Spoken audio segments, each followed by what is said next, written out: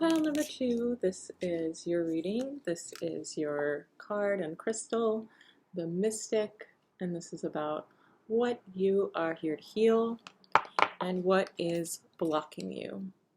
So your challenges card, I'm going to read it to you. Unbearable situations throw you directly into the Spirit's arms if you are open. Please take over, Divine, and guide the right actions. Please take this burden and show me your will. So that's about your block, and I just wanted to look at this card a little more just to see the beautiful, something really mystical about this one. 2 eyes, but they're similar and different.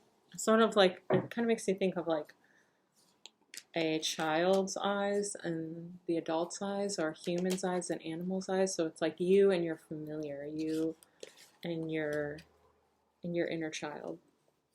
So Mystic, what do you need to heal and what's blocking you?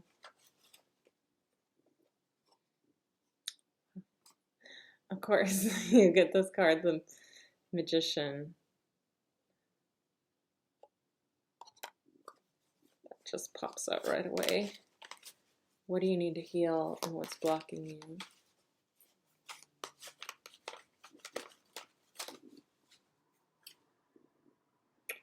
The Old Man. Sure you can see that.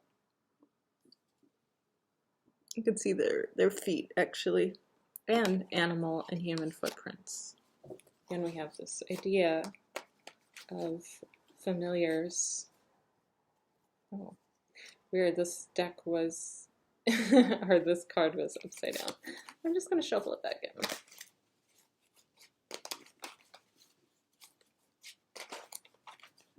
Okay.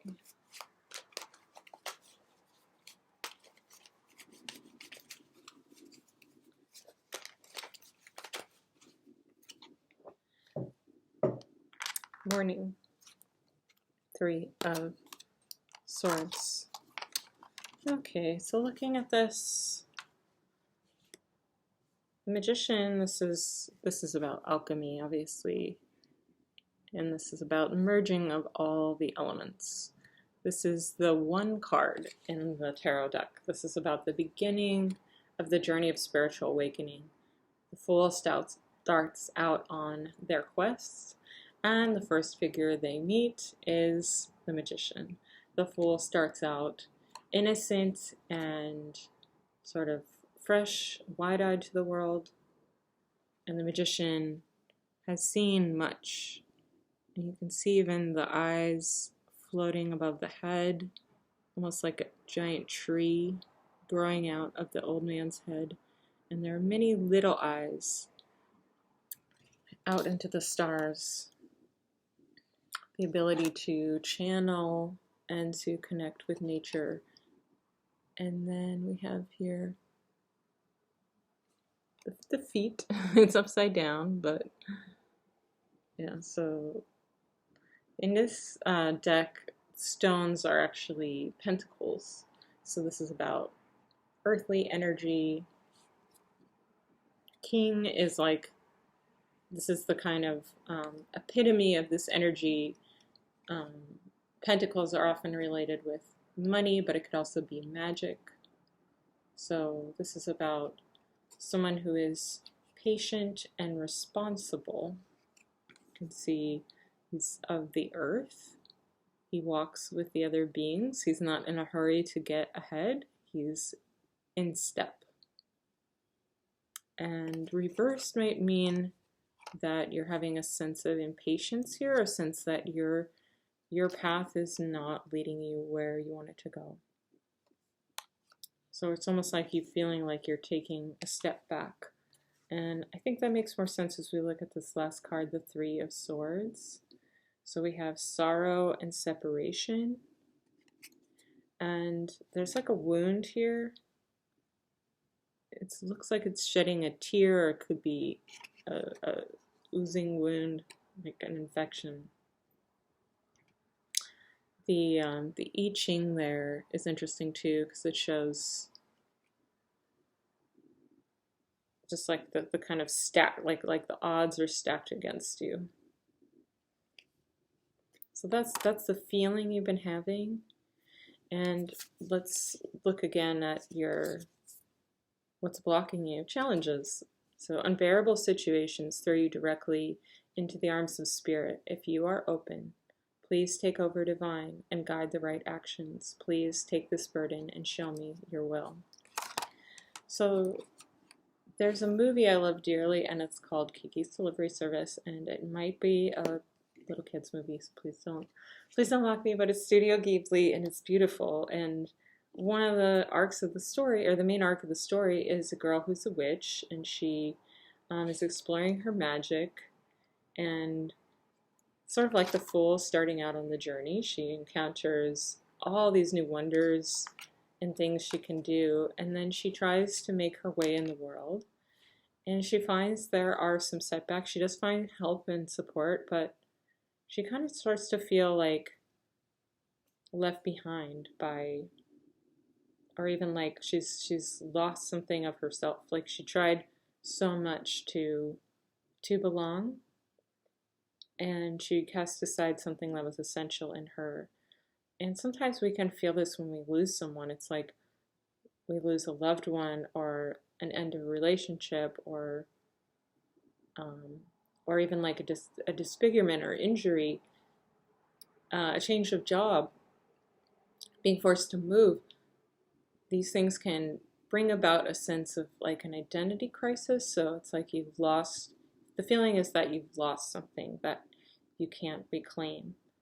And what the cards are telling you here is very clearly that you are this amazing manifester, and you're also, if you don't resonate with that word, you're essentially, you're like a channeler, you're an open being, you're a conduit, and you're transforming just by being here. Like it's like you've been studying something spiritual maybe, or you've been in school, you've been dedicating yourself to a path, and you want to see the rewards of that path right now more than ever, because you're like, well, now that I'm in a setback, isn't this the time to show that I'm above it, or that I'm stronger, or that I'm such a skillful craftsman, or I'm such an advanced meditator now. I can see my own aura, but now this grief or this loss or this change is just pulling the rug out from under me and making me feel completely inadequate.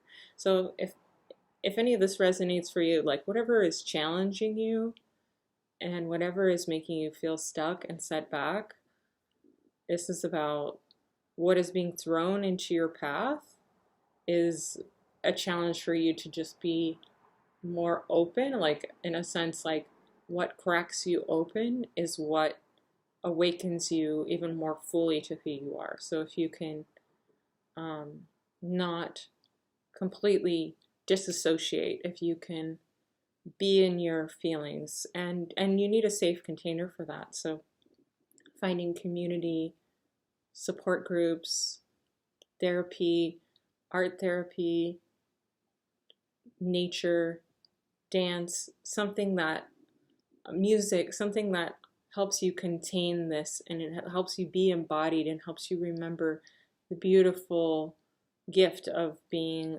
alive and here in this moment. So just sitting on the couch and looking at your phone, you're likely to feel like trash right now. This is Spirit's invitation that you have to do more to get beyond this. You can't just trust that you've done enough in the past, even though you have done so much, and what you've done has prepared you for this moment. You can't really see it yet because you're being challenged in a new way. This card here, the spear, it's like piercing through the cup. The stone is piercing through the stone. So remember, like rock, paper, scissors, like stone breaks scissors. Well, not in this case. Scissors break stone. So you're like, I've been a stone and I'm broken by this, or I haven't wanted to be open like this, and now I feel completely pierced. So yeah, throwing yourself into the arms of spirit, being open, being cracked open, it's just going to shine more of your light. That's the cracks where the light gets in. Maybe you've heard this before. The cracks in your being, you can think of like your eyelids as cracks. Like you literally have little openings and light pours out of you. Like when your eyes are in the sunlight, they sparkle. This is something you can forget when you're encased in darkness.